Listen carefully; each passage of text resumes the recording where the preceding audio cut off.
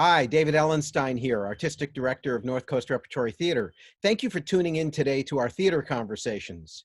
If you haven't done so already, please consider subscribing to our YouTube channel. That would help us out a lot. Thank you.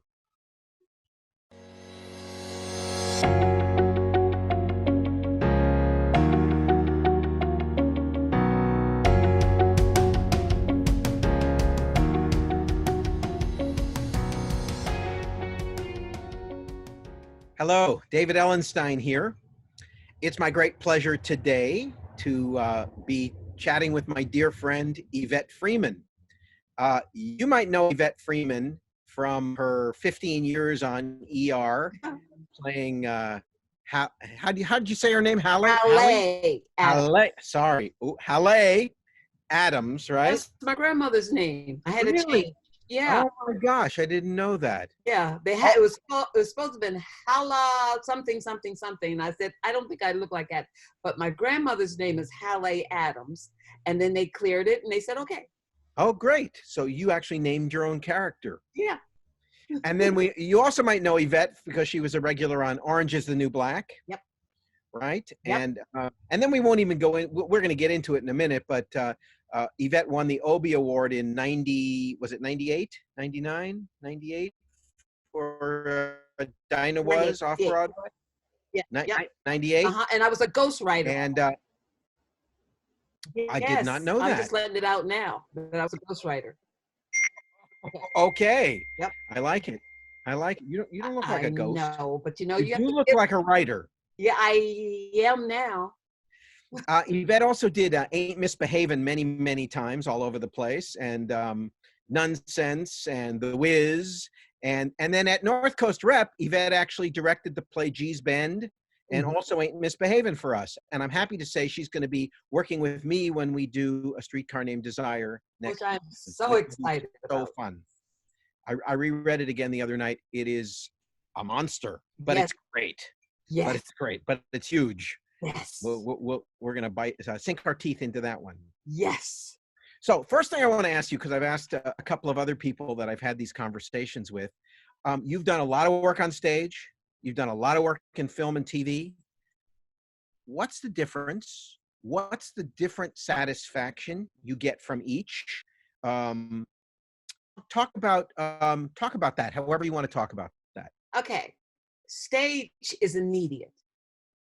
Film is sort of immediate because the crew is your audience, and the actors are you're still doing it, and you're still acting the scenes, but it's not a huge audience, and you get to make mistakes on film because they clean it up. They say, do it again. Sometimes on ER, we would do a scene 20 some times at a time. You know, when they do the steady cam scenes, in which 30 some people are included in one scene, on ER, we started that, in fact.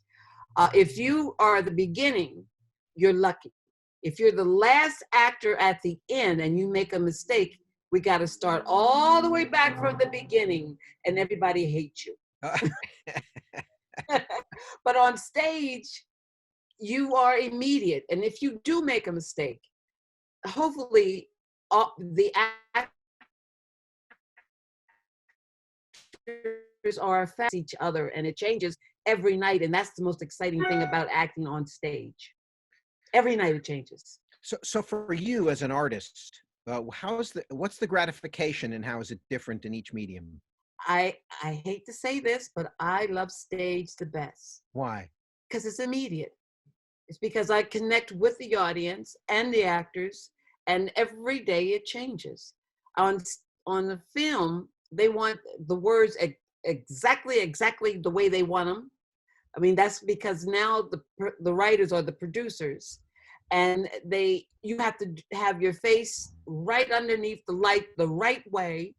And if you're handing something, you have to hand it the right way because the camera's got to hit it at the right way. So you're thinking about all these different choreographic things, which you do on stage too, but we float with each other. You don't have to worry about that camera because the camera, it's got to be perfect for the camera.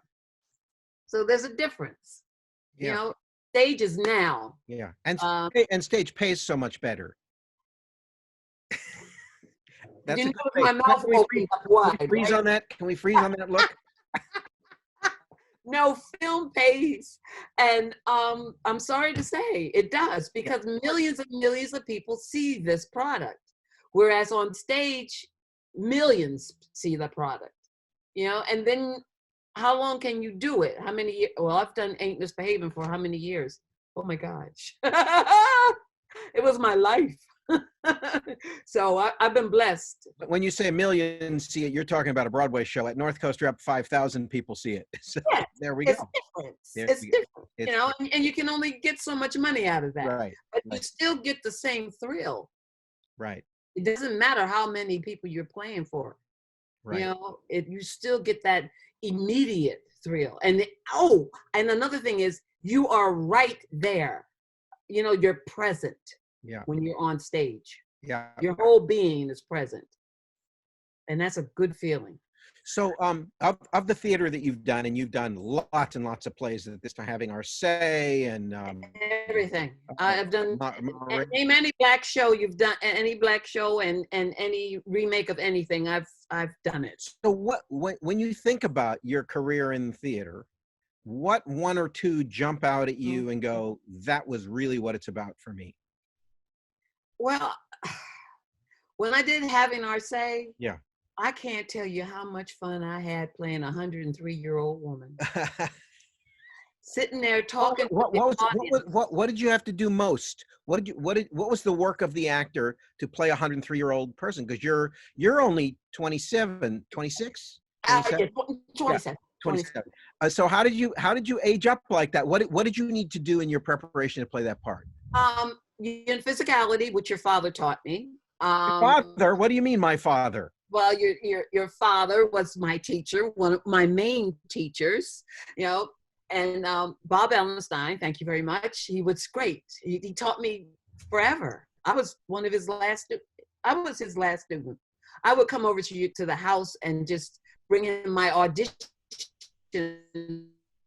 jobs for films. In fact, he taught me how to work for films, change from theater to film. But you're not ready for that question yet, right? No, it's okay. How You do can go change wherever from you want. acting? This is our conversation, Yvette. We can talk about anything we want, however we want. Okay, well, he taught me.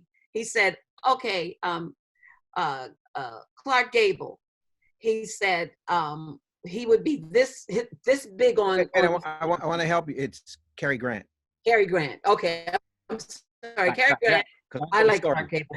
Okay, Cary Grant.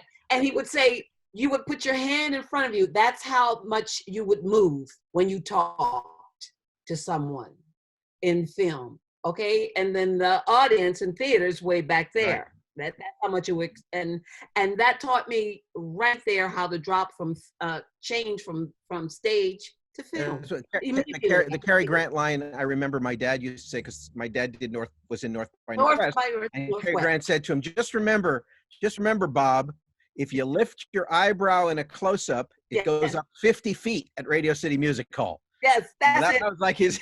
Remember that. That's it. I'm sorry, I got the wrong person. No. But that's exactly. Remember the essence. He said that to me in the very, very beginning, because we had worked together and Arizona Rep in the Arizona Theater Company. Right. And he, in fact, he prepared me for The Colored Purple. He got me ready for it, and by the time they got to I had an audition for the part that what's her name? How can I forget her name? Oprah. Thank you. I try to forget her name. Well, anyway, she's not as well known as you, so it's easy to forget. But that's when she became well known. Okay, I know.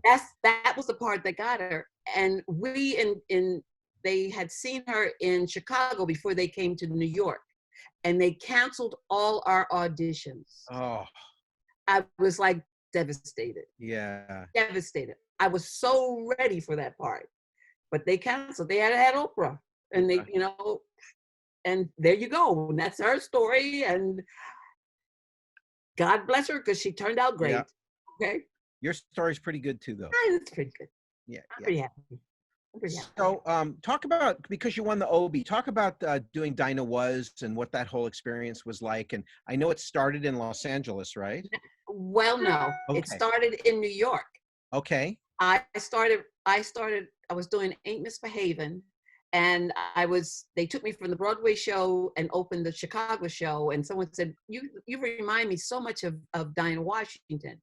And I started doing research on her, and I started doing interviews. I even sang with her husband, Eddie Shamby, in New York City. I have Red Fox on tape. I have all these people on tape. I did all the research, but I wasn't really a great writer at the time.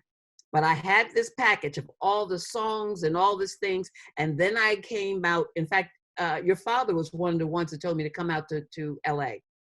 Okay, it was at that time. So I brought that project with me, and I met Oliver Goldstick on a show called Back Down the Shore or something like that. He was writing, and I talked to him, and he said, I want to write it with you. And I said, oh, okay. And then I had ER money, so I backed it. And I could produce the workshops and things like that out of my pocket. And he and I worked great together. And then I met my husband. I needed a musical director, so I hired my husband. Well, he wasn't my husband at the time, but we ended up getting married. And then we worked it here in LA at a small theater, 99-seat theater, and we paid everyone. That's awesome. We made that much money. We paid everyone. That's great. And then we went to the Black Box in Williamstown, and then we went off Broadway. Forget the theaters. I think it's gone now. Off Broadway, and then we moved to the Gramercy. They made the Gramercy for us. It used to be a theater, and then it was a place to show smut pictures. Awful pictures. And then they cleaned it up, and it was a 700-seat off-Broadway house, which they still use now, and they fixed it up for us. And we did great. Yeah. And I had a contract for 2 TV shows, and I had to get back to LA, and I gave it to Lilias White. And she had a bigger award than I did. Okay. Oh, and then they lasted a year. Okay, 2 years off Broadway. We didn't make it to Broadway, which I'm sad about. We should have made it to Broadway. Mm-hmm. And were you a co-producer on it? The whole? Oh yeah. Oh, I didn't even know that. I was a quiet person. I had to be quiet. I had to give up to get. Yeah, right. Okay, and I understand that. You give up to get, especially when you're starting out. Oliver needed the writing credits because he was starting out too. Right. I was already getting the acting credits. So I said, okay, fine, but it's on a piece of paper, and I get a percentage whenever it's done. Good. So there That's you go. Good. So the moral of that story is be careful who you hire as your musical director, because you might end up married. There you go. And I'm still married to him, like he was 24 years now. He's awesome. Lanny Hartley is awesome. Yes, he is. He's a great MD, but he's a great player too. He's such a great piano player. His touch is so beautiful. Della Reese, he played for them. Lou Rawls, he played for all these kind of people. So, and he's still playing for them. Well, playing for people. They're all past, but he's still, Oba Babatunde. Right, he's his musical director for his shows. So Lenny's still working, and he's pretty well up there in age, but you can't tell. You can't tell. So, okay, so we talked about a couple theater experiences you had that were important to you and meant something. What about on film or TV? Is there something that stands out as something that was particularly satisfying more than others? And if so, why? No. No. I did ER. Yes. 15 years, right? Yeah, I did it more than anyone. More shows than anyone. Wow. Anyone. Okay. And I have a lovely retirement. That's okay. Awesome. Yes. But I never became a principal because they cut it off at that point. They were getting ready to bring on some children for me, but at that point they said, okay, never mind, we got to pay her more money.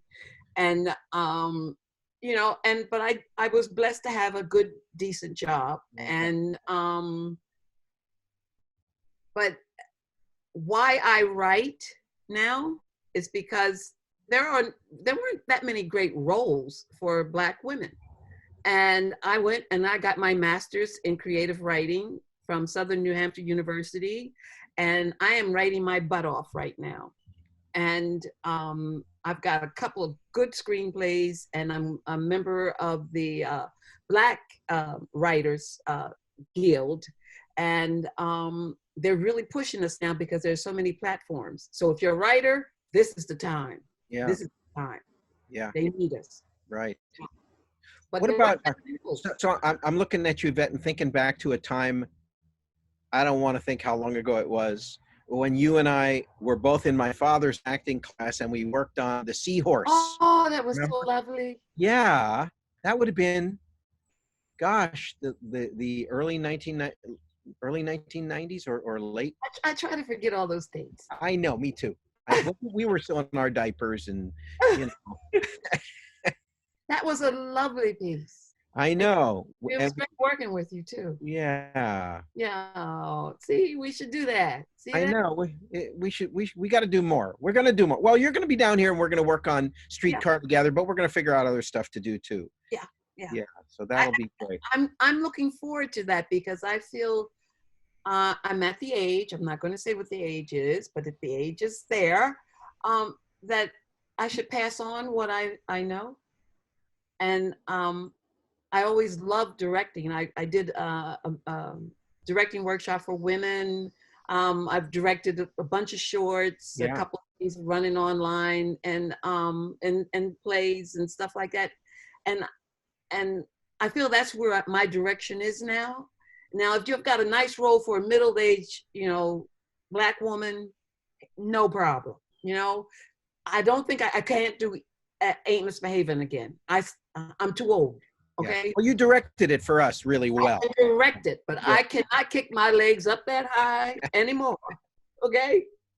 So it's a different road now. Right. So I was thinking, because I had three basic mentors in my life as a theater professional. One was my father, who passed away about almost 10 years ago now. Oh, it was 10 years ago. 10 years. And my dear friend, Jonathan McMurtry, who passed away last year, and my dear friend, Jeffrey Sherman, who passed away last year. So those were my three mentors, and they're all gone. So I guess that makes me a mentor now, right? That's what you were saying. It's our turn now to be those guys, be those people for other people. Yes, that's exactly that's the shoes we have to fill.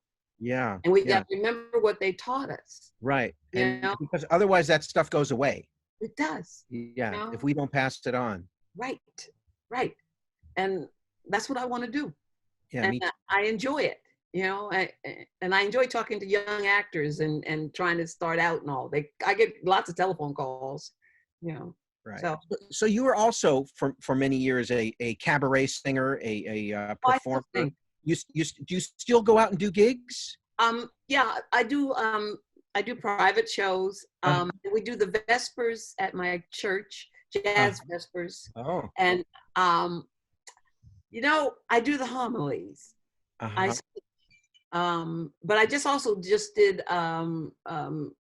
Nina Simone. I did a night of Nina Simone. Right. Which I loved. Her voice and my voice are like both on the same thing, and it was my time, and it was great. Online.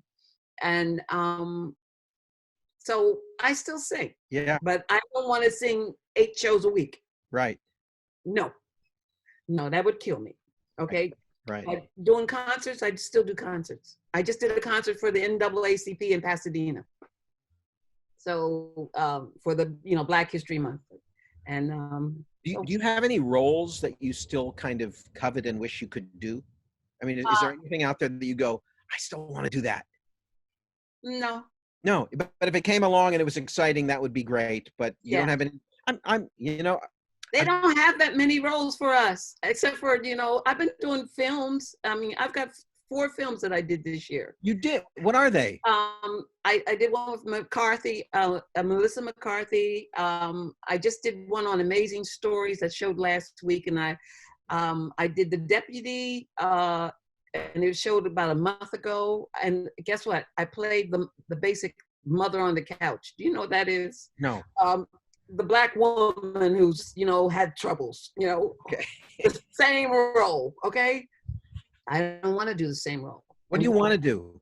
I want to do a smart woman, a businesswoman, a grandmother that has raised all her children and is still running her business, because at this age now, we are not the 60, I'm saying how I am. We're different. We're vibrant. And people can't believe how old I am when I go up for these roles. They say, well, you're not 60. Yes, I am. I am the role that you want me to play. They think you're 60 is 80. Right. Right. And that's wrong. We're like vibrant. Yeah. So I want a vibrant role. You got to play, what was that series you did with Fred Savage? Oh, I loved it. It's called Working. And you were his boss, right? Yeah. It was a precursor to Company.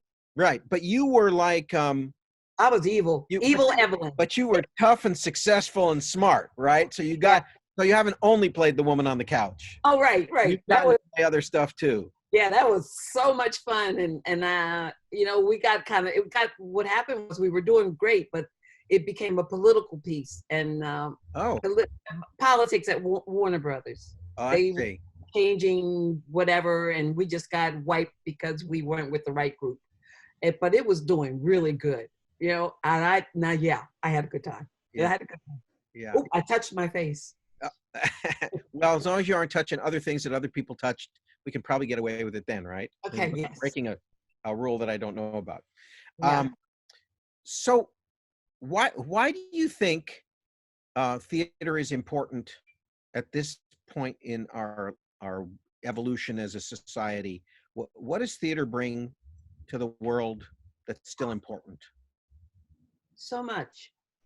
First off, it brings different lives that people have not seen, or maybe their life that they have lived through, or maybe their mother's life that they heard about. It brings it in front of them and makes them question. It makes them see new things. It makes them laugh. And that's the key, one of the key things about theater. You gotta laugh. Even in the most dramatic part, there's a laugh in there. And it makes you feel, especially when it is rolling right, you feel. Oh, theater can never go away. Theater has never gone away. Theater will never go away. I couldn't agree with you more. Yeah. Because there's nothing like sitting in the room with the people. Exactly. Sharing the story. Exactly. Well, around the fireplace. Around the fire. We've been doing it ever since around the fire. Indeed.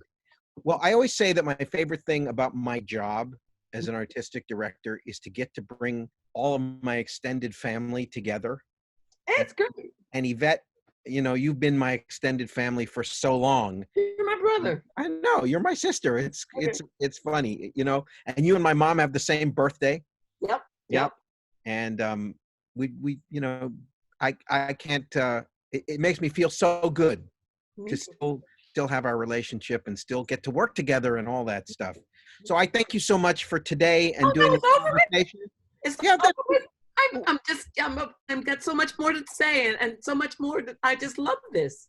Well, we'll do a part 2. Okay. We'll do a part 2 later. Okay. How's that? Okay. Thank you so much for we want to keep these like about 30 minutes so that people have time to sit down and watch them. This went by so fast. I know. Well, it's great. I'm going to be seeing you in person a lot soon, so that makes me happy. Okay, me too. Thanks for today. Thank you, Dave. Bye-bye. Okay. Bye-bye.